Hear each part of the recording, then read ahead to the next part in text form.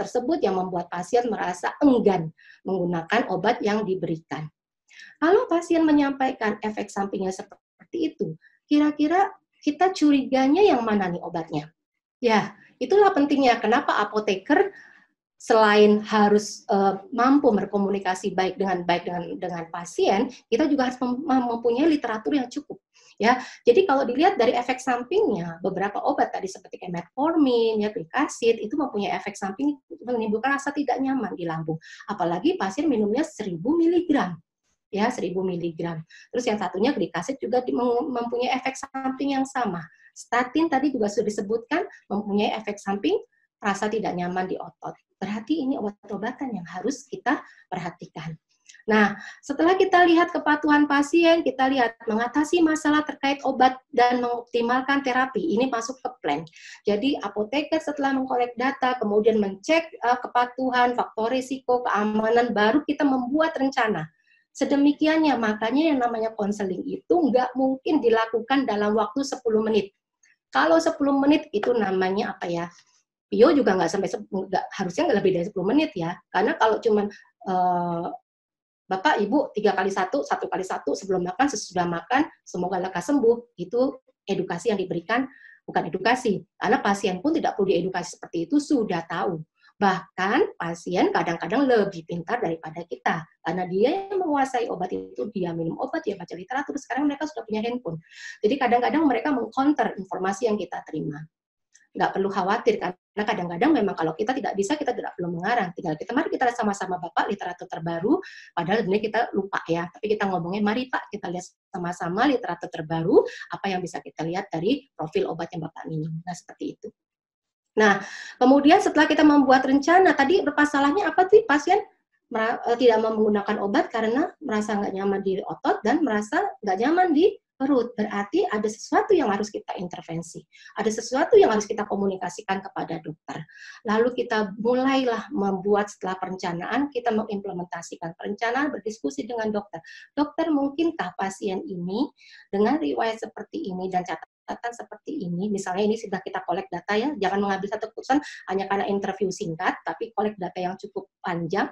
Mungkinkah pasien mendapatkan obat gula diabetes yang model extended release, ya, sehingga pasien cukup minum obat sekali di malam hari, efeknya panjang, sehingga dia bisa mengurangi efek sampingnya.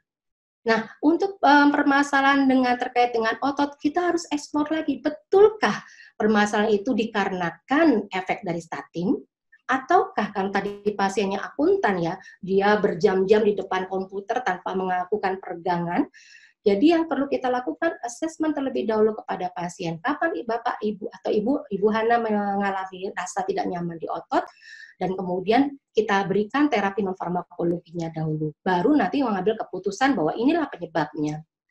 Nah, baru setelah itu kita membuat perencanaan, berkolaborasi dengan dokter, baru kita monitoring. Apa monitoring? Tadi parameternya. Parameter dislipidemia, profil lipid, HbA1c, ya. Kemudian tadi parameter selain itu retina, ya, untuk melihat retinanya apakah dia punya masalah. Efek kesemutannya juga berarti tadi kan belum diberikan obat. Itu juga dikomunikasikan dengan dokter. Mungkin pada saat assessment si pasien tidak cerita dengan dokter bahwa dia mengalami kesemutan atau mungkin terlewat. Ya, jadi ini ya pentingnya apoteker bersama dengan pasien untuk saling melengkapi. Nah, tadi sudah disinggung, mungkin saya tidak terlalu banyak menyinggung di sini, waktunya nggak cukup kayaknya, tinggal 6 menit lagi ya. Nah, non-farmakologi ya, jadi beberapa terapi kita pasti sudah tahu non-farmakologi dan farmakologi, cuman saya mau menyampaikan ke Mas Jawad begini, kalau bicara sama pasien, jangan membuat pasien sampai terbengong-bengong. Kan? Jadi kalau kita melihat, oh Bapak LDL-nya tinggi sekali, tolong ya Pak kurangi diet lemak transnya, langsung pasiennya TikTok, lemak trans itu apa gitu ya. Tolong kurangin ya Pak, makan makanan lemak jenuh itu apa, TikTok. Nah, lebih bagus yang dilakukan adalah, Pak, sebaiknya untuk mengurangi kadar LDL nih loh Pak, kadar LDL ini sangat-sangat berpengaruh terhadap penurunan LDL.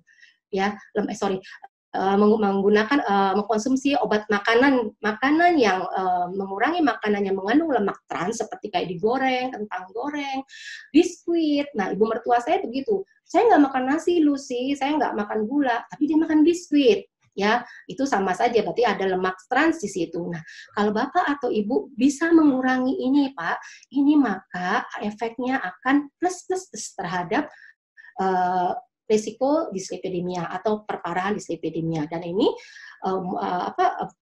metode pembuktiannya artinya banyak sekali studi yang sudah melakukan pengujian dan ini membuktikan bahwa ini sangat mempengaruhi ya. Jadi kita pilihin ke pasien yang plus-plusnya banyak. Jadi jangan membicarakan pada pasien dengan bahasa yang sulit dimengerti dan kata-kata jangan-jangan. Saya pernah dikomplain sama pasien, Mbak, manggil saya Mbak, kok apa-apa nggak boleh, apa-apa nggak boleh, kenapa sih yang dilarang yang enak-enak? Kenapa yang saya nggak suka malah saya disuruh makan seperti sayuran, terus kemudian makanan berserat seperti kacang-kacangan, dia nggak suka. Dia sukanya yang gorengan, pisang goreng, ayam goreng, dan sepertinya itu. Jadi kenapa sih yang dilarang yang nggak enak-enak, yang enak-enak? Kayak lagunya Omai Rama ya, mengapa yang gitu ya. Nah, itu kemarin saya bercanda sama pasiennya, iya Pak, itu kan kayak lagunya Omai Rama ya Pak ya. Jadi memang kalau kita melakukan negosiasi dengan pasien, jangan dari arah kita sebagai professional health, kita bicara dengan pasien, Bapak suka apa? Pisang goreng, Bapak suka apa? Ayam goreng, selama ini ayam gorengnya beli di mana? Berapa kali Bapak makan? Minyak gorengnya beli di mana? Bisa nggak Bapak kurangi minyak goreng, makan ayam gorengnya? Atau bisa nggak menggoreng sendiri dengan minyak goreng yang sudah kita pilihkan bentuk lemak jenuhnya? Jadi ada negosiasi sampai nanti progresnya lebih bagus. Jadi jangan, nggak boleh ini, nggak boleh itu, jangan ini, jangan itu pun kita nggak bisa lakukan ya. Dan ini farmakologi tadi sudah dibahas, banyak pilihannya, banyak sekali pilihannya tergantung dari target dan tujuan dari terapi. Dan memang terapi yang paling diutamakan adalah dengan penggunaan statin karena efeknya cukup besar dan efek sampingnya juga sebenarnya tidak terlalu signifikan. Nah, saya tunjukkan kepada teman sejawat semuanya, ini adalah beberapa guideline. Teman sejawat bisa baca semuanya menarik, semuanya indah, semuanya menyenangkan. Kalau dibaca menagih lagi ya, pengen baca lagi. Karena setelah dibaca lupa, terus besok buka lagi, dan lain-lain. Bahasa Indonesia bisa buka Perki, bisa buka Pekeni. Kalau mau bahasa agak kesana-sana bisa buka ACC maupun ESC ya. Ini semua guideline, ambil yang terbaru, jangan ambil yang lama. Rekomendasi utama semua guideline adalah dengan dislipidemia adalah statin. Ya.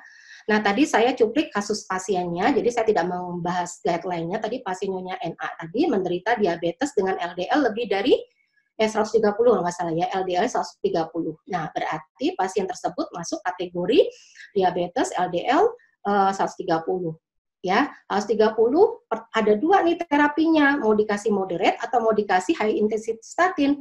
Tadi si pasien dikasih simvastatin 20 mg, artinya sudah masuk ke moderate, berarti benar. Pertanyaannya benar nggak pasien pakai moderate?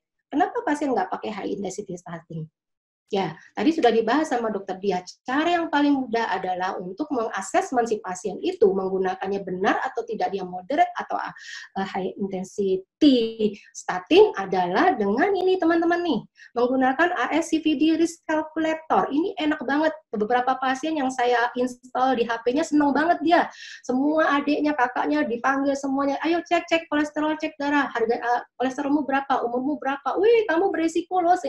Jadi selain mereka menjadi tereducated, mereka juga senang gitu ya.